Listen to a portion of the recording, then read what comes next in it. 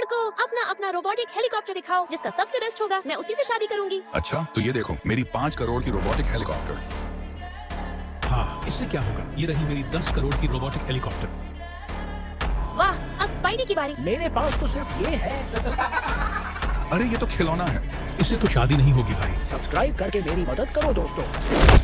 चिंता मत कर स्पाइडर, मेरे पास 50 करोड़ की रोबोटिक हेलीकॉप्टर है। अब ये तेरी हुई, और कुछ चाहिए तो बता भाई। थैंक यू आयरन मैन, बस यही काफी है मेरे लिए। तो मैं तो आयरन मैन से ही शादी करूंगी। I love you Iron Man. Love you too. चलो हेलीकॉप्टर में घूमने चलते हैं।